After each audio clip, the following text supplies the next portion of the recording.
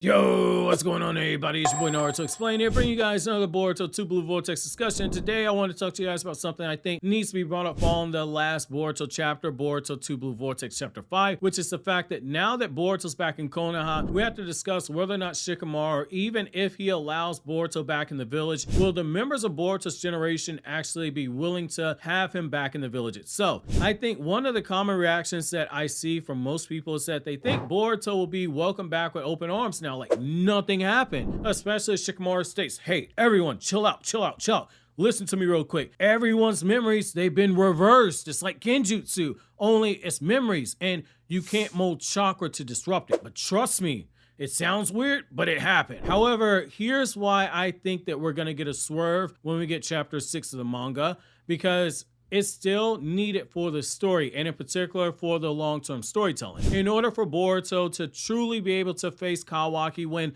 this is all said and done, he's going to need to have gone through a similar experience, and right now, he isn't quite there. Yes, Boruto has suffered along the way. I don't dispute that at all. However, the prospect of Boruto being allowed into the village by the Hokage Shikamaru, just as Hokage Naruto allowed Kawaki into the village, and you still had people, in spite of Naruto, the Hokage, signing off on Kawaki, still treating him like he's a red caution flag and not fully trusting him. I think we're going to get that same thing. Boruto now, by getting back into the village and not only getting to experience all of that, but he also experiences it on steroids now, because everyone's memories of Boruto and Kawaki have been reversed. Every negative feeling and emotion that they associate with Kawaki is going to be associated with Boruto now. Shikamaru isn't going to tell every single Konoha citizen the truth, that their memories have been altered, because as Hokage, he has a duty to protect the stability of the village. In this case, it's actually going to come out to the public, because while knowledge is power, knowledge in the hands of the general public, it can lead to unintended consequences, which is why, in spite of us learning that in the Sasuke Shinden, the Book of Sunrise story, that Naruto did things like tell people Itachi was why the Edo Tensei was lifted, and that Itachi wasn't the bad guy they thought he was, he stopped short of revealing the truth, and Sasuke's monologue reveals that he is highly annoyed by this because it's not what Itachi would have wanted. In spite of Naruto doing things like that, and doing things like having the Uchiha monument erected in the village near the location of what used to be the Uchiha compound, and we learn in the Naruto Retsuken, the 7th Hokage and the Spiral of Destiny story,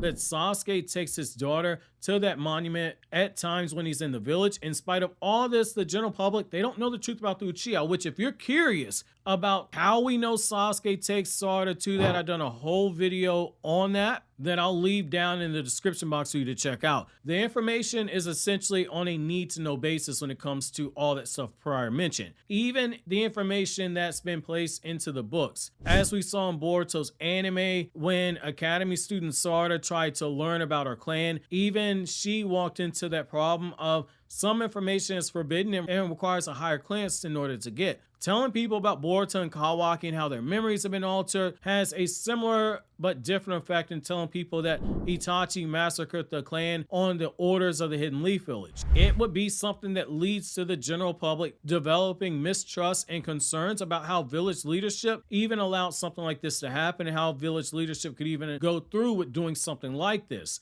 Shikamaru is going to keep that information on a need-to-know basis. It's not going to go any further than his advisor. Just as Hiruzen kept the truth about the Uchiha clan on a need-to-know basis, which means there stands a chance that some of Boruto's generation, they don't get told the truth. At most, it's going to be Sarada, it's going to be Sai, it's going to be Sumire, and it's likely going to be Konohamaru, because Konohamaru appears to be Shikamaru's advisor, which, oh boy, Konoha's in trouble. The other reason behind it is it goes back to what Ada told us in chapter 1 of Boruto 2 Blue Vortex. Trying to convince people that their memories have been altered will only make them sit back and look at you and question whether or not you are the insane one. Instead, they have to notice the irregularities themselves and come to their own conclusions. But as we learned in the last manga chapter, not even showing people a photo of baby Boruto and Naruto together was enough, because Sarada is implied to have tried that same thing, and guess what? It didn't work. Just like I explained in the Omnipotence Explained video, and I said the very same thing that we ended up finding out. Showing a video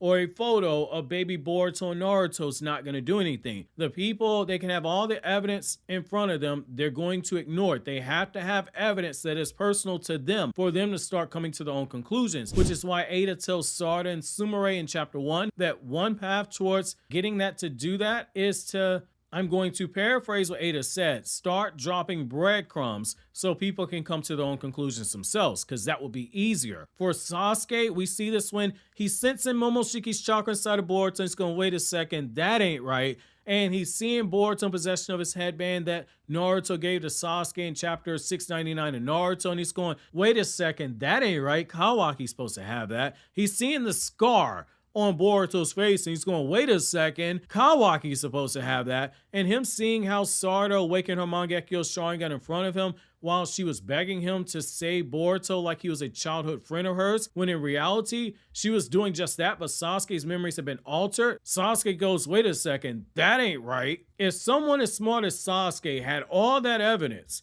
and it took all that being piled up in front of him for him to start going, wait, this might be true, and he's still not certain, by his own words in chapter 80 of Boruto Naruto Next Generations, and he admits that he's freaking out that he can't trust his own memories, that tells you how broken this omnipotence is. Amato saw that Kawaki was in possession of his ninja tech. He saw that there was technology that Amato personally developed inside of Kawaki, saw the genetic data of his daughter inside of Kawaki's karma seal, and Amato knew right away that despite what his memories told him, that he was experimenting onto Boruto. Kawaki was the boy who was experimenting on and not Boruto, but unlike Sasuke, Amato wasn't freaking out.